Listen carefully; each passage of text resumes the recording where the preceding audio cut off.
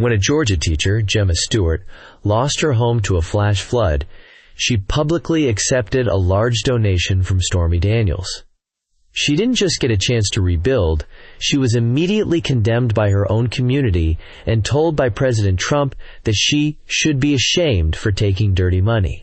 The moment the story broke, it wasn't a slow burn. It was a digital flashover. Within an hour, the Oak Haven Community Forum on Facebook, a place normally reserved for arguing about recycling bin etiquette and announcing bake sales, had become a battlefield of furious keystrokes. Screenshots of Gemma's polite thank you note and the subsequent donation confirmation, clearly showing the name Stephanie Gregory Clifford, were being shared across every platform imaginable. Local news blogs, smelling blood in the water, had stories up by lunchtime. By mid-afternoon, the words Georgia teacher and Stormy Daniels were trending together, a bizarre pairing that signaled the story had escaped its small-town incubator and was now rampaging across the national stage, forcing people everywhere to draw a line in the sand. 3 days earlier, the only line Gemma Stewart cared about was the watermark. It was a muddy, jagged stripe 4 feet up the floral wallpaper of what used to be her living room. The air, thick with the smell of river sludge and mildew, was the scent of her life being ruined. Outside, the Georgia sun beat down, baking the inches of silt that coated everything she and her husband, Rice, owned. They had lived in the small blue house at the bottom of Willow Creek Lane for 12 years. It was where they had brought their son, Leo, home from the hospital. It was where Gemma graded papers at the kitchen table late into the night. Now, it was just a shell, a container for contaminated memories. Riss moved with a grim mechanical purpose, hauling armfuls of sodden drywall to a growing pile on the curb. Every so often he would stop, look at the ruin, and shake his head, his jaw tight with a rage that had nowhere to go. They had done everything right. They had flood insurance, but the adjuster had pointed to a clause on page 17, subsection C, that mentioned something about groundwater inundation not being the same as riverine overflow, a distinction that meant their payout would be a fraction of what they needed. The FEMA application was a bureaucratic nightmare. A series of online forms that kept crashing, demanding documents that were currently dissolving in a plastic tub in their garage. They were staying in Rice's sister's spare room, a space filled with floral patterns and the suffocating kindness of a relative who was trying her best but couldn't possibly understand the depth of their despair. Every night, Gemma would lie awake, listening to Rice's ragged breathing, and do the math in her head. The numbers never worked. They were staring at a financial crater so deep they couldn't see the bottom. Hope was a resource they had run out of. Gemma's younger sister, Chloe, lived in California and felt uselessly far away. In a fit of desperate energy, she had started a GoFundMe page with a smiling picture of Gemma, Rice, and Leo from last Christmas. The goal was set at $75,000, a number that seemed both impossibly large and pitifully small. In 2 days, it had stalled at $4,350. The donations came from other teachers, old college friends, and a few sympathetic neighbors. Gemma was grateful for every dollar, but each small donation felt like another confirmation of how hopeless their situation truly was. It was a digital bake sale against a hurricane. On the third night, curled up on the pull-out sofa, her phone buzzed with a GoFundMe notification. She almost ignored it. Another $20. Another pang of gratitude mixed with shame. But the screen lit up again and again. She sat up, her heart starting to pound. It wasn't a small donation. The number on the screen was so large she thought it was a glitch. A single donation. $70,650. The goal had been met. Gemma's breath caught in her throat. She shook Rice awake. "Look," she whispered, her voice trembling as she showed him the phone. He stared at it, his eyes blurry with sleep. "What is that? A mistake?" They looked at the donor's name. It was listed simply as S. Clifford. They didn't know anyone with that name. For a few frantic minutes, they imagined a secret millionaire, a benevolent stranger, an angel in the digital ether. An email from GoFundMe arrived a moment later, a standard notification confirming the donation. At the bottom was a personal note passed on from the donor. "I saw your story on a news feed," it read. "I know what it feels like to have your life turned upside down and feel like no one is listening. Rebuild your home. Don't give up, Stephanie, Stormy Daniels." The name hit them like a physical blow. Gemma dropped the phone onto the mattress as if it were hot. Stormy Daniels, the porn star, the woman from the news. The one who had been locked in a years-long, high-profile battle with President Trump. The name was so loaded, so outrageously out of place in their quiet, desperate world that they both just stared at each other in stunned silence. Rice was the first to speak. "No, absolutely not." "What do you mean, no?" Gemma asked, her voice barely a whisper. "Rice, it's the money. It's everything we need." "From her?" "Gemma, do you know what people will say? Here, in Oakhaven?" he said, his voice low and urgent. "This is a small town. You're a teacher. People look up to you." "They look up to me, but they couldn't help us," Gemma shot back, a flash of anger cutting through her shock. "We got $4,000, Rice. That's it. We were going to lose the house. We already have lost the house. This is a miracle." "It's not a miracle, it's a headline," he argued. "She's using us. It's a political stunt." "And what if it is?" Gemma's eyes filled with tears of frustration and exhaustion. "What if it's a stunt? The money is real. The house is gone. Our son's bedroom is full of mud. I don't care where the money comes from. I care about having a roof over our heads. I care about not having to watch you kill yourself hauling trash to the curb for the next 6 months before we declare bankruptcy. Don't you see? We don't have the luxury of pride right now." They argued in tense whispers for nearly an hour. For Rice, a quiet man who valued privacy and his family's reputation above all else, accepting the donation felt like inviting a circus into their lives. For Gemma, it was a lifeline. It was the only one they were going to get. Her pragmatism, born from the sheer terror of the last few days, finally won out. She was the one who managed their finances, who knew just how close to the edge they were. She knew that pride didn't pay for contractors or new wiring. With a heavy heart, Reese finally relented, running a hand over his tired face. "Okay," he sighed. "Okay, but you have to know, this is going to be messy." Gemma knew, but she couldn't possibly imagine how messy it would become. The next morning, feeling a sense of civic duty and a wave of genuine gratitude, she logged on to the Oakhaven Community Forum page on Facebook. She found the original post linking to her GoFundMe and wrote a simple, heartfelt update. "I don't have the words to express our gratitude," she began. "To everyone who donated, you gave us hope when we had none, and a special, public thank you to Stephanie Clifford, who saw our struggle and gave our family a chance to rebuild our home and our lives. We are humbled and forever grateful. Thank you." She attached a picture of the goal met screen, then she hit post. For the first 20 minutes, the reaction was exactly what she had hoped for, a flood of heart emojis and exclamation points. "Oh, Gemma, that's wonderful news. I'm so happy for you. Proof that there is still good in the world. God bless you. Fantastic. Let us know when the rebuilding starts. We're happy to come help with the painting." Gemma felt a wave of relief wash over her. Maybe Rice was wrong. Maybe people would just see it for what it was, a kind act. She showed the comments to Rice, who managed a weak smile. "That's good," he said, though his eyes remained worried. Then, the first stone was cast. It came from a woman named Carolyn Prentice, whose children had been in Gemma's third-grade class years ago. Carolyn was a prominent member of the town's most conservative church and a prolific commenter on the forum. Her comment was not an emoji. "Gemma, I'm glad your family has the funds, but I have to ask, are you aware of who that woman is? Stephanie Clifford is her legal name, but the world knows her by another one. I'm frankly a little shocked you would publicly thank her and associate our town with that kind of person." The air went out of the room. Gemma stared at the comment, her heart sinking. It felt like a slap. "We hire the contractors. We use the money and we ignore the noise. In a week, they'll find something else to yell about."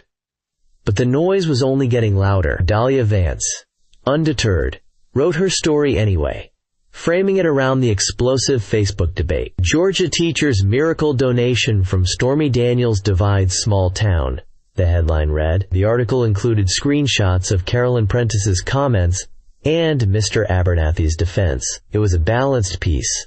But in the new media landscape, balance didn't create clicks. Outrage did. A producer at a national cable news network saw the story on a wire service.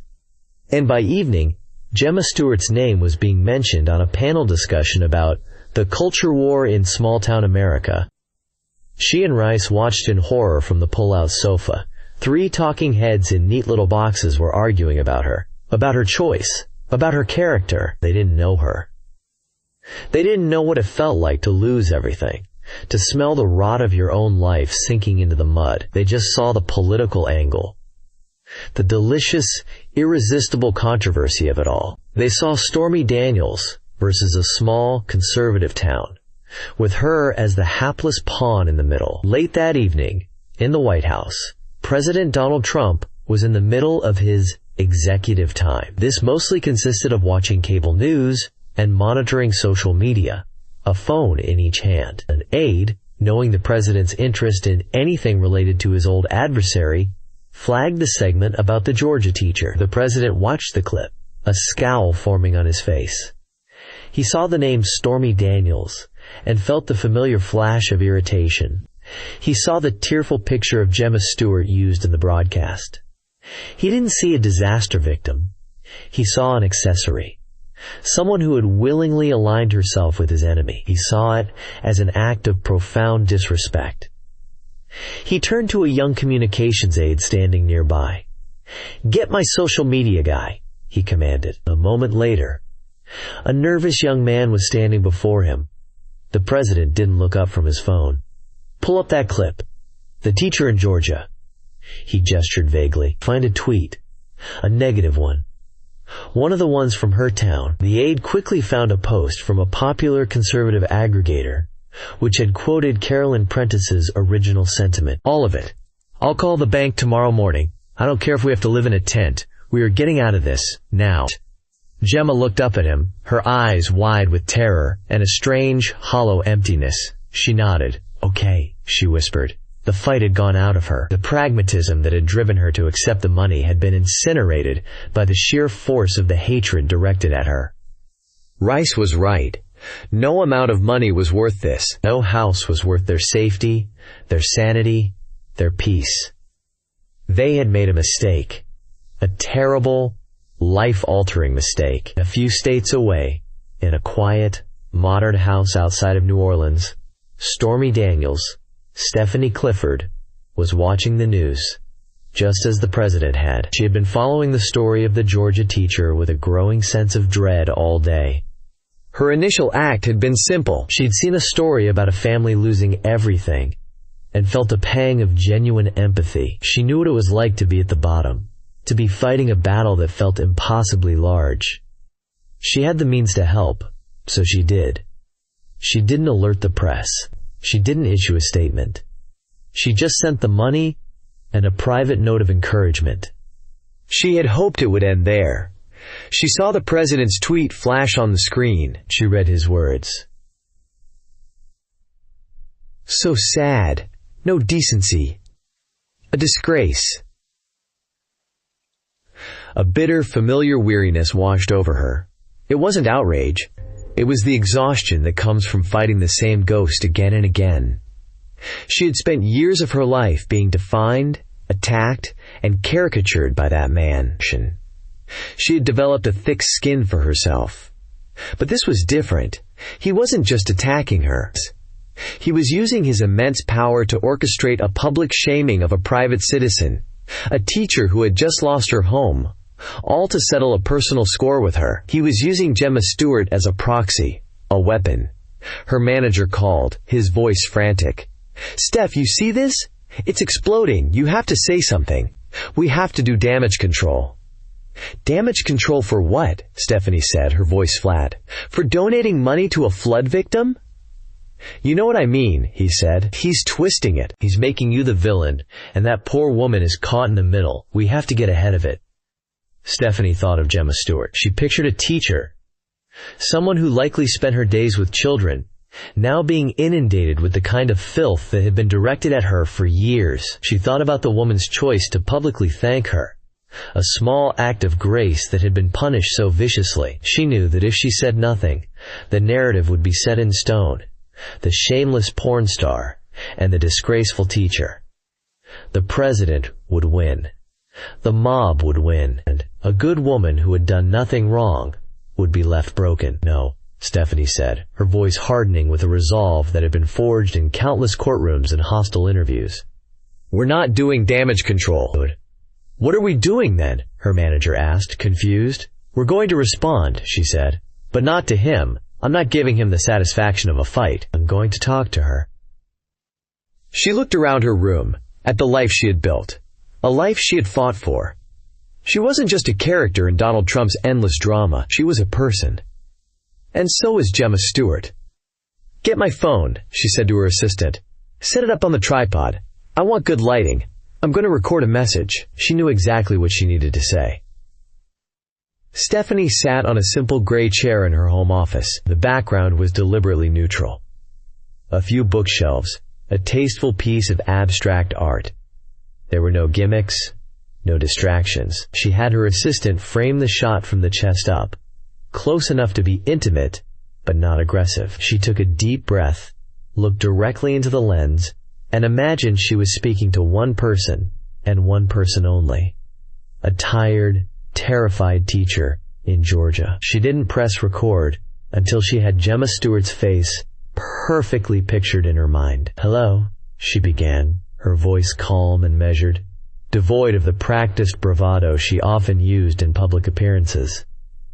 It was the voice of Stephanie Clifford. "My name is Stephanie. I'm making this video for Gemma Stewart and her family. I don't know Gemma, but I feel like I've put her in an impossible situation, and for that, I am truly sorry." She paused, letting the apology land. "A few days ago, I saw a news story about a family who lost everything in a flood. I have been fortunate in my life, and I felt like I was in a position to help. So I did. I made a donation. I didn't do it for publicity. I didn't do it for politics. I did it because I'm a mother, and I couldn't imagine the pain of my child losing their home, their toys, their sense of safety. I did it because they were drowning, and I had a life raft to offer. In the last day, I have watched people, all the way up to the President of the United States, take that act and twist it into something ugly. They have tried to shame Gemma for accepting help. They have passed judgment on her character because she took money from me. So I want to speak directly to Gemma now." She leaned forward slightly, her gaze intensifying. "Gemma, they want you to feel shame because they want you powerless. They are judging my past to distract from your present, which is a tragedy they have done nothing to fix. They want you to focus on the name of the person who helped you, instead of the names of the people who are letting you suffer. Let me be clear. My money, which I earned, is not dirty. What's dirty is a system where a natural disaster can leave a family with absolutely nothing and no recourse. What's dirty is a political culture that uses a family's tragedy as a weapon in a petty, personal feud. And what's dirty is a leader who, instead of offering comfort and aid to a citizen of his own country, punches down on a woman who is already on the ground. You did not do anything wrong. You did what any mother, what any person with a survival instinct would do. You took the help that was offered to ensure your family had a roof over their heads. That is not a disgrace. That is an act of love. You have nothing to be ashamed of. You are a survivor, and you have my respect." She held her gaze for a beat longer, then gave a small, almost imperceptible nod. "That's all." She reached out, and the screen went black. The video was uploaded without fanfare to her public social media pages just after 7 a.m. Eastern Time. It didn't need a marketing push. It was an F-18 taking off in a library. Within minutes it had 1,000 shares. Within an hour, 1 million views. News producers, waking up to their daily cycle, saw it and immediately knew it was the lead story. The narrative wasn't just, "Trump attacks teachers." It was now a direct point-counterpoint. On every cable news network, screens were split. On one side, the angry, impulsive tweet from the president. On the other, the calm, deliberate, and powerfully empathetic video from Stormy Daniels. The contrast was devastating. Trump's message was a blast of rage and judgment. Hers was a carefully constructed argument rooted in compassion. His was about her. Hers was about Gemma. The conversation online began to pivot. People who had been silent, not wanting to get involved, started to speak up. The hashtag #eCallistand with Gemma began to trend, started by a group of teachers in California. The debate was no longer just about whether it was right to take Stormy Daniels' money. It was now about whether it was right for the most powerful man in the world to publicly humiliate a private citizen. Gemma and Rice were awake when the video dropped. They hadn't slept. Rice had been researching how to wire the money back, while Gemma sat numbly on the sofa, a cold cup of tea in her hands. Her phone, which she'd been forced to turn back on to speak with her parents, buzzed with a text from her sister. "Watch this. Now." It was a link to the video. "I can't," Gemma said, shaking her head. "I can't see her face. I can't hear her name anymore." "Gemma, Chloe says you have to," Rice insisted, his curiosity piqued by his sister-in-law's urgent tone. He took the phone and clicked the link. He held it between them, and Stephanie Clifford's face filled the small screen. They both flinched, but then she began to speak. They listened in silence, transfixed. Riss, who had been so adamant about returning the money, so certain that this woman was the source of all their problems, felt his certainty begin to erode. She wasn't gloating. She wasn't grandstanding. She was apologizing. She was defending them. She was articulating everything Gemma had been feeling but couldn't express. The injustice, the hypocrisy, the sheer cruelty of it all. When the video ended with the words, "You have my respect," Gemma let out a sob she hadn't realized she was holding in. It wasn't a sob of despair, but of release. For days, she had been drowning in shame, the judgment of her neighbors, the condemnation of the president, the disgust in her husband's eyes. Usset had all washed over her, telling her she was wrong, she was dirty, she was a disgrace. And here was the one person she was supposed to be ashamed of, the very source of the controversy, looking her in the eye and telling her she was a survivor. It was the first time in days she had felt seen. Riss put his arm around her. He was still worried, still terrified of the consequences. But the anger he'd felt toward Stephanie Clifford had vanished, replaced by a grudging admiration. "She didn't have to do that," he said quietly. "No," Gemma whispered, wiping her tears. "She didn't." The video didn't magically solve their problems, but it changed the emotional weather inside their cramped, borrowed room. It was a shield. A validation. It was a reminder that she wasn't entirely alone in the storm. But a digital shield can't protect you from the cold stares at the grocery store. 2 days later, they were out of milk. Rice offered to go, but Gemma insisted. "I can't hide forever," she said, trying to project a confidence she didn't feel. The moment she walked into the Oak Haven Food Mart, she felt a change in the atmosphere. The normal, low hum of conversation seemed to dip. A woman she'd known for years, another mother from the PTA, made abrupt eye contact and then swerved her cart down the cereal aisle with a frantic energy. Gemma felt a hot blush creep up her neck. She kept her head down, focusing on her list. Milk, bread, eggs, get in, get out. At the dairy case, she came face to face with Carolyn Prentice. There was no escaping it. Carolyn stood there, holding a carton of organic yogurt, her face a mask of pinched disapproval. She didn't say hello. She just gave Gemma a long, slow look, a head-to-toe appraisal that communicated everything. "You are not one of us anymore." Then she turned and walked away. The cut was so deliberate, so cold. It was more stunning than a shouted insult. Gemma grabbed the first carton of milk she could reach, her hands trembling, and practically ran to the checkout counter. The young cashier, a teenager who had been her student just a few years ago, wouldn't meet her eyes. He scanned her items in silence, his discomfort palpable. The institutional chill came later that day. It was a call from Mr. Davidson, the principal of Oak Haven Elementary. He was a good man, a fair man, but he was also a man who hated conflict and answered to a school board. "Gemma," he began, his voice heavy with practiced sympathy, "how are you holding up?" "I'm managing, Mark," she said, bracing herself. "Listen, this whole situation, it's just terrible. I want you to know we all support you here." He paused.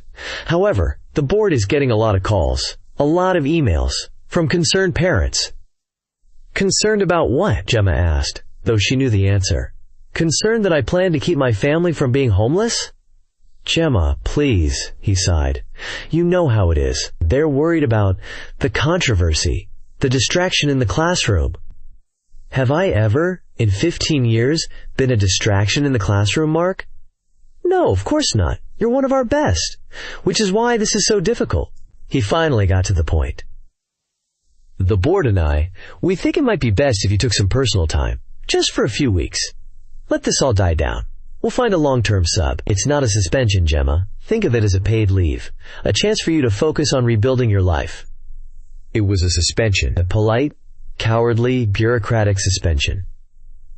They were benching her because she had become a problem. The message was clear. Your personal tragedy is now a professional liability. "I understand," she said, her voice hollow. She hung up the phone, feeling colder than she had in the flooded living room. The mob hadn't just taken her reputation. They were now taking her job. The final blow came that afternoon, delivered by the one person she would die to protect. Her son, Leo, a bright and usually happy 7-year-old, came home from staying at his cousin's house down the street. He was quiet, his shoulders slumped. He walked into the room and dropped his backpack on the floor. "What's wrong, sweetie?" Gemma asked, kneeling down in front of him. Leo wouldn't look at her. He stared at his sneakers. "Jason's mom said I couldn't come over to play anymore." Gemma's heart fractured. Jason was Leo's best friend. "Why, honey? Did you two have a fight?" "No," Leo mumbled. He finally looked up, his eyes full of a confusion that was more painful than any adult judgment. "He said his mom told him we took dirty money, and that you're a bad person." He then asked the question that shattered what was left of Gemma's composure. "Mommy, is money dirty? The money in my piggy bank, is it dirty? Can I still buy Legos with it?" Gemma pulled him into a fierce hug, burying her face in his hair to hide her tears. This was the consequence. This was the true cost. It wasn't the stairs in the grocery store or the phone call from her boss. It was this. It was the poison seeping into her son's world, tainting his friendships, staining his innocence with a shame he couldn't possibly comprehend. It was the president's words, Carolyn Prentice's judgment, trickling all the way down to a 7-year-old boy on a playground. She had told Rice they should give the money back. She had been ready to crawl away and hide. But in that moment, holding her confused and heartbroken son, something inside her shifted. A new kind of anger, purer and harder than any she had felt before, began to burn away the fear. Hiding wouldn't fix this. Returning the money wouldn't make Carolyn Prentice unsay her words. It wouldn't make the president untweet his condemnation. It wouldn't erase the question in her son's eyes. The shame had been forced on them, and the only way out was to walk straight through it. She pulled back and looked her son in the eye, her expression now one of fierce determination. "No, sweetie," she said, her voice clear and strong. "Money isn't dirty, and I am not a bad person. Your friend's mom is confused, and we are going to fix that." Later that evening, after she had tucked Leo into bed, she found Rice staring out the window. "I spoke to the bank," he said without turning around. "They told me the process for refusing and returning the donation."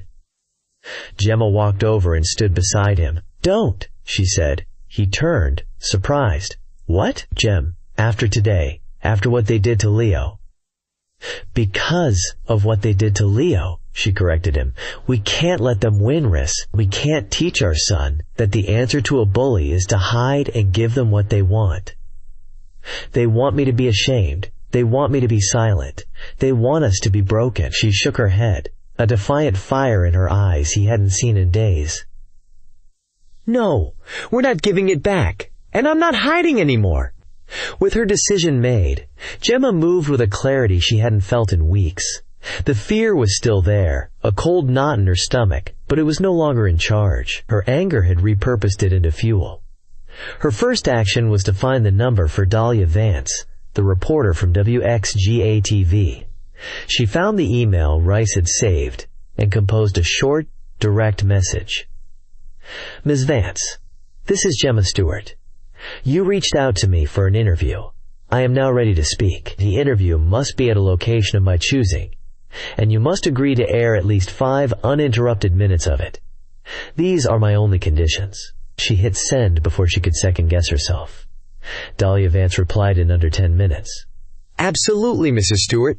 We can agree to those terms. Name the time and place." Gemma chose the local public library, a place of quiet dignity where she had spent countless hours with her son. It felt like neutral ground, a fortress of civility. They set the time for the following afternoon. The preparation for the interview was not what one might expect. There was no media training, no rehearsing of talking points. Grace, now her staunchest ally, simply sat with her at his sister's kitchen table. "What are you going to say?" he asked, his voice laced with concern. "The truth," Gemma said simply. "I'm just going to tell them what happened.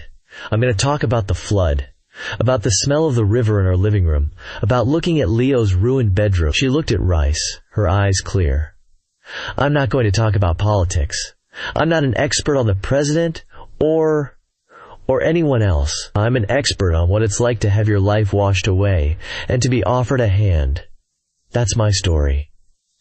Rice nodded, understanding. The world had tried to make her a caricature, a political pawn.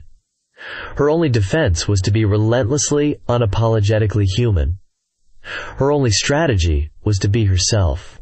As Gemma prepared for her quiet act of defiance, a much louder one was about to unfold on the national stage.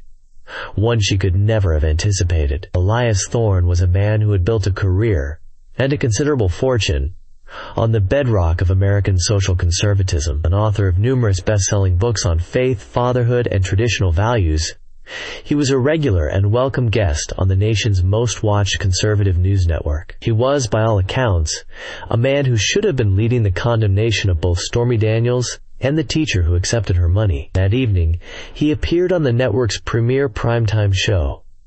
The host, a man with a perpetually aggressive expression, welcomed him warmly. "Elias, great to have you. We have this unbelievable story out of Georgia. A teacher taking a massive payout from a porn star, Stormy Daniels, and the president rightly calling her a disgrace. It speaks to a real moral decay, doesn't it?"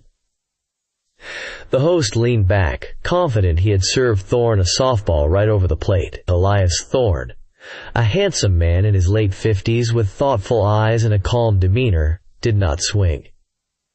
He looked at the host, a small, sad smile on his lips. "It does speak to a moral decay, Bill," he said, his voice a soothing baritone. "But I'm afraid we're looking at the wrong address." The host blinked, momentarily confused. "What do you mean?" "I mean," Thorne said, leaning into the camera, "that I have spent the day reading the posts and the comments from this woman's community. I read the president's tweet, and as a Christian, as a conservative, as an American, I am profoundly disturbed. Not by the teacher, but by us." The host's smile froze on his face. "This was not going according to script," Thorne continued, his voice gaining strength. "We have a story as old as the scriptures. A family is beaten, robbed, and left for dead on the side of the road by a tragedy. The respectable people, the ones who follow all the rules, they walk by on the other side of the street. They're too busy, too important. They offer thoughts and prayers, but no actual help. Then, someone comes along who is an outcast, a person our society deems unclean, a Samaritan, and this person, this outcast, stops. They clean the family's wounds, put them up at an inn, and pay the innkeeper, saying, 'Take care of them, and whatever more you spend, I will repay you.'" He looked directly at the camera, as if speaking to every viewer in their living room. Stormy Daniels, whatever you or I may think of her profession, acted as the Samaritan in this story. She stopped. She helped. And we, the people who claim to be paragons of virtue, what did we do? We stood on the side of the road with the priest and the Levite, and we sneered. We judged the victim for the character of her rescuer. The President of the United States, instead of acting as the innkeeper, stood on the side of the road and kicked the victim for accepting the help. The host tried to interject, sputtering, "But Elias, the source of the money!" Thorne cut him off, his voice sharp with conviction. The source of the money is irrelevant when a family is drowning. Charity is not a political act. It is a moral imperative. And the response of that town, amplified by the White House, has been a catastrophic failure of Christian grace. We have become the mob. We have become the very people Christ warned us about. Those who are so obsessed with the splinter in their neighbor's eye, they ignore the plank in their own. This teacher, this mother, Mrs. Stewart, she owes us no explanation. We owe her an apology. The control room was in chaos. The host was speechless. Elias Thorne had just taken the entire narrative, flipped it upside down, and handed it back to them in front of their own audience. The interview ended abruptly, but the damage was done. The clip of Thorne's speech was a nuclear bomb dropped on the partisan battlefield. It gave millions of conservatives, who had been privately uncomfortable with the cruelty of the attacks, but afraid to speak out against the president, the moral cover they needed. It was no longer liberal versus conservative. Thorne had reframed it as right versus wrong, charity versus cruelty. The conversation was irrevocably scrambled. By the time Gemma sat down in the quiet meeting room of the Oak Haven Public Library the next day, the world had changed. Dahlia Vance, the reporter, looked at her with a new level of respect. "Your story has gotten very complex, Mrs. Stewart," she said as the cameraman adjusted the lighting. "My story is very simple," Gemma replied calmly. The interview began. Dahlia was professional, asking the questions everyone wanted to know. But her tone was no longer that of a journalist circling a scandal. It was one of genuine inquiry. "Did you hesitate," she asked, "when you saw who the donation was from?" "Of course," Gemma said. "My husband and I, we talked for a long time. We were scared. We knew what some people might say. But then I walked past my son's bedroom, and I saw the mud line on his wall where his bed used to be, and I knew we didn't have the luxury of caring what people might say. We had the reality of a lost home. What do you say to people, including the president, who called your decision a disgrace and said you were taking dirty money?" Gemma looked at Dahlia, but her gaze seemed to go right through her, to the millions who might be watching. "I am a third-grade teacher. For 15 years, I have taught children how to read, how to do math, and how to be kind. The most important lesson I teach is that you don't use your words to hurt people, especially when they are already down. We have rules about bullying on the playground. It seems those rules don't apply to everyone." She took a breath. "As for the money, the only dirty money I know of is money that's stolen, or money that's used to hurt people. The money I received was given freely, and it will be used to build a safe home for my child. I'll let other people decide if that's a disgrace." The final question was the one that mattered most. "What is your message tonight, Gemma?" Gemma leaned forward, her hands clasped in her lap. She was no longer just a teacher, a victim, a symbol. She was the calm, quiet center of a national storm. "My message is for anyone who has ever been made to feel ashamed for needing help. It's for anyone who has been kicked when they were down. It's for anyone who has been told that the judgment of others is more important than their own survival. A woman I have never met saw that my family was suffering, and she helped. That is the beginning and the end of that story for me. The President of the United States has the loudest voice in the world. I am a teacher in a small town in Georgia, but I teach my students that it doesn't matter how loud your voice is. It matters what you do with it. You don't use your voice to punch down." She looked directly into the camera lens, her voice clear and unwavering, a final, definitive statement that would echo across the country. "I will not be ashamed for keeping my family safe, and I am grateful to the person who helped me do that. The judgment of others is a burden they will have to carry, not me. The interview aired that night at 8 p.m. The reaction was immediate and overwhelming. The local station's phone lines were flooded. An elderly man's voice, cracking with emotion, came through the line at the front desk. It was Mr. Abernathy. "Please tell Mrs. Stewart," he said, "that this old man has never been prouder to be from Oakhaven." In her own living room, Carolyn Prentice watched the entire broadcast. Her husband saw the look on her face, a complex mixture of defensiveness and dawning doubt. He saw her look at the family photos on her own mantelpiece and then back at Gemma's dignified face on the screen. She said nothing. She simply got up, went into her kitchen, and began washing dishes she had already cleaned an hour before.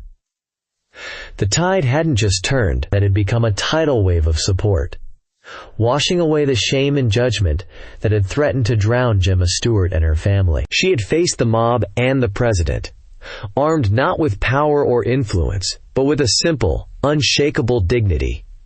And she had won. In the days following the interview, the national news cycle, with its ravenous and short attention span, began to churn towards new outrages. But in Oakhaven, and for Gemma Stewart, the story was far from over. The change was palpable.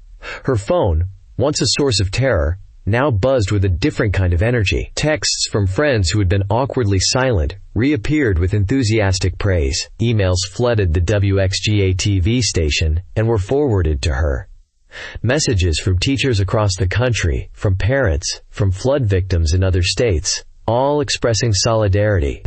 The GoFundMe, which had been dormant, saw a new surge of small $5 and $10 donations, not because they needed the money anymore, but because people wanted to make a statement, to add their name to the list of supporters. The most significant call came from her principal, Mark Davidson. His voice, which had been heavy with the burden of institutional cowardice, was now light and effusive. "Gemma, that was incredible," he said. "Just incredible. The board and we watched the whole thing.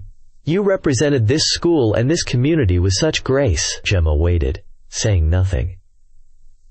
"That offer for personal time is still on the table, of course," he continued quickly. "But just so you know, it's for you to take if you need it, not because we want you to. We'd be honored to have you back in your classroom whenever you feel ready." The quiet suspension had been quietly unsuspended. Gemma simply said, "Thank you, Mark. I'll let you know." She had won back her job, not by begging, but by making it untenable for them to keep her away. 2 weeks later, a long flatbed truck rumbled down Willow Creek Lane.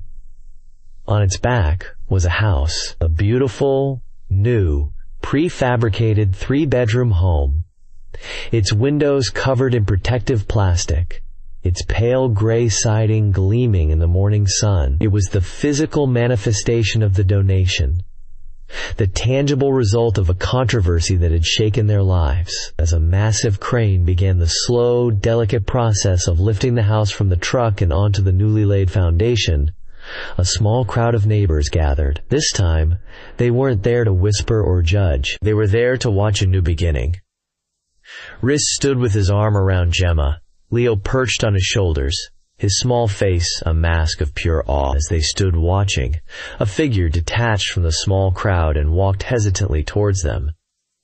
It was Carolyn Prentice. She carried a large glass pitcher of lemonade, sweating in the Georgia humidity, and a stack of paper cups. She stopped a few feet away, her expression uncertain. The entire lane seemed to hold its breath. Gemma met her gaze, her own expression neutral.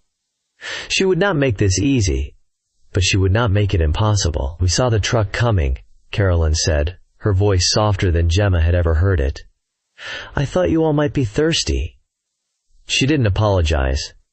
The words wouldn't come, but her eyes, which had been so full of cold judgment in the grocery store, now held a different light, a flicker of shame, of regret.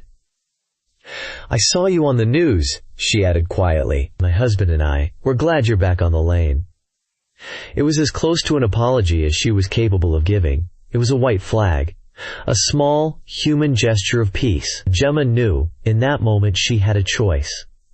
She could hold on to her anger, her righteous indignation, or she could accept the offering and allow the wound in her community to begin to close.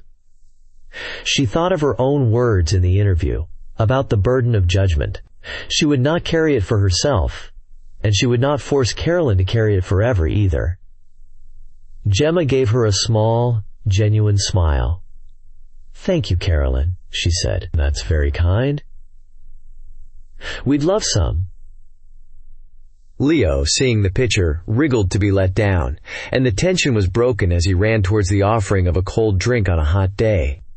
The healing of Oakhaven had begun, one cup of lemonade at a time. A month after the flood first tore through their home, the echo of Gemma's story rippled outward, landing in a place she would never see, in a conversation she would never hear. In a small town in rural Oregon, the volunteer fire department for Deschutes County Station 3 was facing its own quiet disaster. State budget cuts had slashed their funding, and their primary fire engine, a relic from the early 90s, was failing. Their annual Fill the Boot fundraiser had fallen desperately short. The fire chief, a pragmatic, tired man in his 50s named Coop, stared at the dismal fundraising chart on the wall.